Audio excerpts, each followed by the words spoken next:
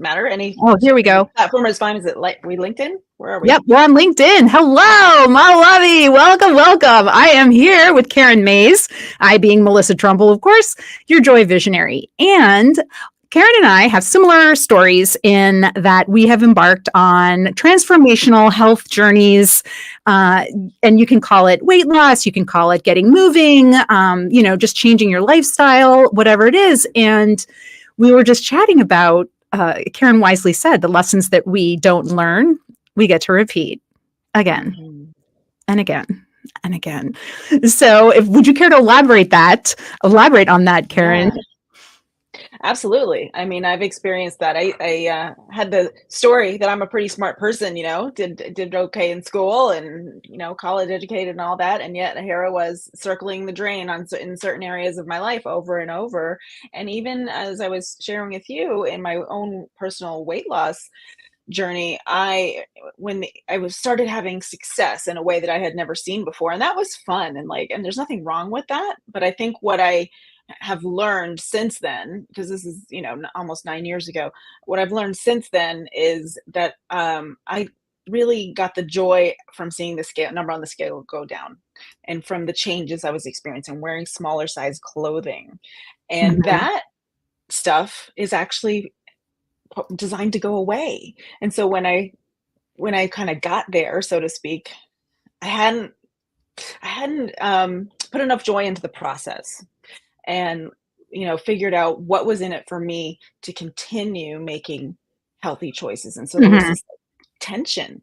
And so a lot of the last couple of years for me has been learning how to inject more joy, and it's really not even inject, it's just noticing. Like most of it was already there. Right. Most of it was already there. Yeah. And I was sharing with you a book that really helped me in that part of my awareness is called The Joy of Movement. It's by Kelly McGonigal. She wrote another book that I loved. It was the first personal development book that I started and actually finished, called The Willpower Instinct. So this was another book by her called The Joy of Movement that someone else recommended to me. And it's really covers the full spectrum of movement. It's not really about exercise. And, but what it did for me was it caused me to notice how I was really enjoying not just the finish line. I love that process. Well, and also what you said about joy being around us, and it's not that we have to create it. We just have to notice it.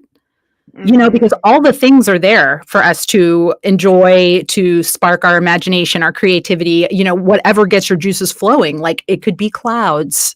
It can be, I love nature, like put me in a forest somewhere and this New Orleans native, even though I did not grow up like that, I love it. It's so soothing.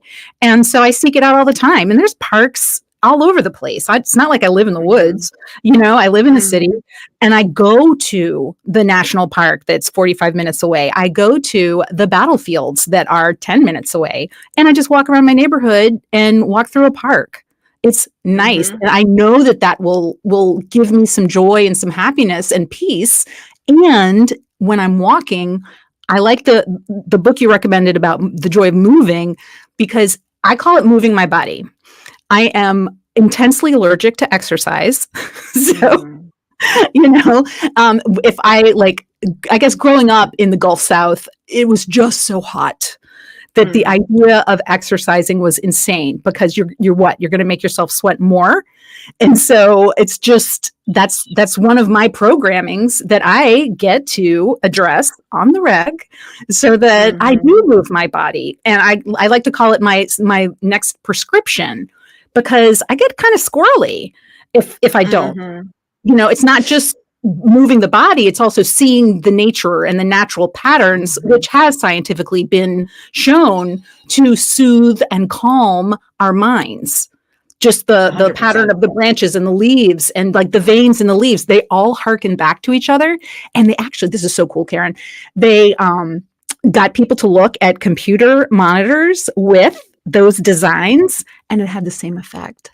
What? Ooh. Yeah, holodeck pretty. Isn't that cool? I love that. And yes, and yeah, what you just reminded me of is I used to look at, exercise, movement, whatever you want to call it, as like this means to an end or something I had to do.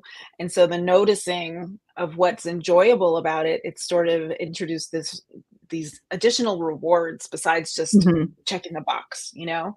And so it has gone from something that I enjoy, that I did enjoy it, but now I notice that I enjoy it, you know, and Right. also allowing myself to do things that I enjoy. Like I had a natural tendency to like, I gotta go do the thing that's the hardest for me. Like, so just allowing myself to do things that come more naturally to me, Right, that are right. still challenging. And I also, enjoy the challenge. I love the idea of giving yourself permission to not have to eat the frog first. Like, yes, there are Hmm. things that we don't wanna do that do need to get done, and that's fair, and that's fine. However, if we walk in with the assumption that something's gonna suck and be terrible, well, Hmm. yeah, then that's what you're gonna find. So what if you have a day where you don't have to do some craptastic chore? You Hmm. get to, whether it's doing the exercise or the movement that you like. For me, it would be hiking. Just going on trails in the woods. That counts. It's not like there's Absolutely. less valor in that than going to the gym and lifting weights. Although I 100%. do recognize at my age, I need to lift weights to keep that bone density, you know, but Hmm. that's not going to be my first choice. Right. Right. And then yeah, absolutely. And we get to design that, according to what works for us too, you know. So then it becomes part of the whole picture, you know. I don't know. Feels more holistic than like all these little things that you got to Right. get done. Right. A whole bunch of to dos. And let's talk too about mindset, because I lost over 100 pounds and have since gained some back. Thank you. Thank you. Yes, I'm still much, much smaller than I used to be. And, so on my health journey is also about seeing myself as a small person. Mm-hmm. And I'm 5'3". I've never been tall per se, but I've always been on the bigger side. I'm busty. So even when I'm skinny, I still look bigger, because of this rack. It's insane. And when that happens, like you're 10 years old and you're wearing an underwire bra, like that, that changes how you see Mm-hmm. yourself. And mm, my childhood was not ideal. Let's have that understatement. But it was definitely shortened because I hit puberty so soon. And Mm-hmm. that's a thing that warped my self-perception. Mm-hmm. Like I was a kid, but I looked like a teacher. Like people would treat me as an adult, because I had matured so quickly. And the thing that's fascinating is that now it's just not even it doesn't even figure into the equation.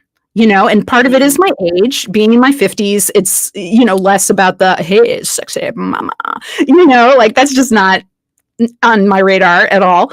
And but the size thing is, and that's something that Mm-hmm. I have to work on to see myself as, a normal sized person. Like to Mm-hmm. recognize someone or see someone in an airport and it'd be like, oh, I'm about that size. And then I look at myself and I'm Yeah. like, actually, I'm smaller.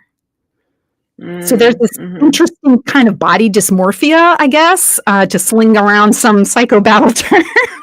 What do you think about Yeah. that? I think that's absolutely true, and I think the whole idea of taking up space, I don't know if men deal with this, to be honest with you, but I know a lot of women do, and I'm 5'7", so I'm a little bit, larger stature, but yeah, You're curvy, statuesque. well, and, the but yes, I find it so interesting. I was just thinking about this over the weekend. It's so funny you bring it up. That isn't it interesting that when I don't want to take up space, I do things that actually caused me to take up more physical space. That I was hiding. The weight was a way of hiding, and um, so that's Yeah. I haven't totally made sense of that for myself, but for You think sure about it it though, is. because we're in the weight is literally insulation. It Hmm. literally is like you're bubble wrapping yourself. Yeah, yeah, You're and it creating causes more distance provides a between lot of other people. excuses. Provides a lot of excuses, real or manufactured. So yeah, I think there's a lot to that, and so it's the I mean, it does come down to self-love. I always say that if someone had told me I needed to learn to love myself in order to lose weight and be a healthier person, I might have never started. So I always say just start, just start. You can learn along the way, if you're ready, and Well, tell me more about that. What was so daunting about self-love? Because like what I tell my clients is like, I will help you fall in love with yourself. I will help you be charmed by yourself. So when you were thinking of like, oh, if I would have had to say self-love was how I would yeah. lose weight, then I was just think it was impossible. I mean, honestly, back then, I think it was a bit of an eye roll for me. Like, yeah, sure, I gotta let myself. Yeah, okay, fine. Yeah, yeah, yeah, Like, yeah. and I just think culturally in my family and all that, it's just not how we think of things. But it is. I don't think it's discouraged, but it's not a way of looking at life and things. Right. And um, and so I think just didn't make sense to me. Oh, And I so love that. it was through the doing of these things that come under the umbrella of self-love and self-care that I learned what that really meant and the full depth and power of it, really. Right. One of the And things that if I may interject, one of the things I think is really important, and it goes along with that self love, self care, is I like to think of nourishing ourselves, which mhm, includes, the nutritional factor, which includes drinking enough water, maybe, reading the ingredients on things and trying to have foods that have, ingredients that you actually know what they are, as opposed to benzontine yamalonganum yeah, or, whatever. And but it also includes what we feed ourselves socially, like what absolutely. people we're around. Like, do the people that you are around bring you up? Do they help you Mhm, learn? Are they somewhere that you want to get to? What are they doing, and how are you being inspired by them? And if they are not, well, hang on a second. I don't ever want to be the smartest person in the room. mhm, I want to be around people where I'm just like, man, I wish I could be more like them. This is, they're great. And I want to be yeah. more like that. And that not in a self denigrating way, but just in an inspiring way. Absolutely. It's that fine line, that tightrope that we walk between comparison and inspiration, right? You don't wanna go into comparison and Good like, point. I just I wanna be, I need to be more like you or whoever you is. And so what I end up talking to myself about and also to the people that I work with is learning to trust ourselves. Oh, And and that's really tough. it is a learning process because there's so many voices. I always think of this moment when I was in the grocery store years ago, way before I started my health journey. I was like, but I was trying, right? I was always trying. And so is it more natural? Is it low fat? Is it low carb? Like, and I was just Hmm. overwhelmed by all the voices out there, and I was trying to choose a yogurt and I just like almost cried and looking at all the different options because some were more natural and some were lower fat and some were lower carb, and it was like, what do I do? And so it's what I don't know, but when you dig down through the layers of that, it came down to trusting myself, which came to choosing what I'm prioritizing because what works Right. for me now. And Yes. And I think that that level of self knowledge and self awareness is critical because you're right. There are so many different labels. And it's specifically if you're looking at your nutrition, if it's low fat, it probably has more sugar. right, So, what's your background? Does anyone in your family have diabetes? So, like there's all right. these other things to consider, and it's basically macros, right? So once you Mhm, get educated about nutrition and the fats, the carbs, the all the different things, protein, mhm, etc., then that's what allows you to make those sorts of choices. And you're right, it can be overwhelming. And this harkens back to me saying, get around people who will inspire you. How are they doing it? They're mhm, not a different species from you. They're a human. mhm. So Mhm. what are they And doing? are they supporting you to be the best version of yourself? I think that's really important when you look at who's in your immediate circle. Like, Mhm. do you have the space in that circle to become the best version of you are, even if that doesn't look exactly like the people I around love you? that. I love that.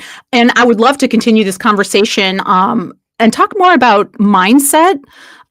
Let's circle back to that and seeing yourself as a healthy person and Mhm. investigating what did you learn about people who are healthy? maybe as a kid, you were the last one picked, or something like that for the recess games, and so there's some resentment towards the kids that were healthy, quote healthy, or excelled at sports, or had fun exercising. For me, exercise and fun, anathema, Right. polar opposites. Like, just don't go together.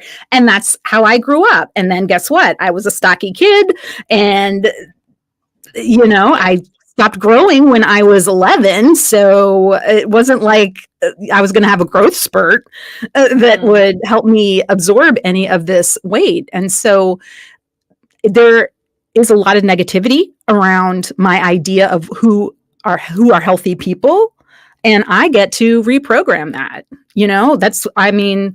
I don't just coach other people with their mindset. I'm a work in progress myself.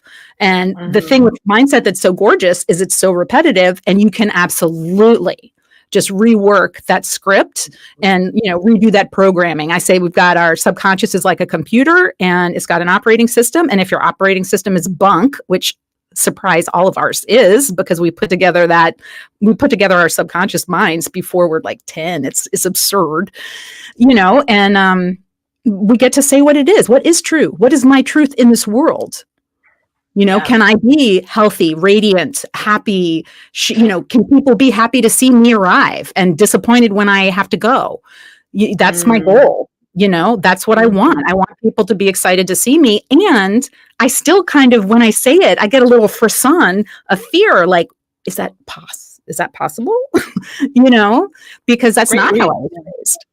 I love that. And I love the word frisson. But yes, and I think a lot of it does start with our words. The words that we use in our minds. I've been working a lot on my self-talk this year, and for me, it wasn't like I was saying horrible things to myself about myself, but I might have created some negative patterns of thinking still. Sure.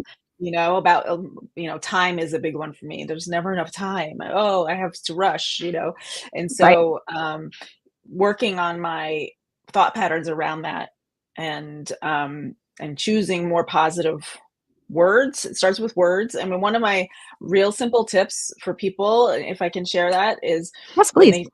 when I'm talking to them, is if you're someone who can't take a compliment, just start saying thank you.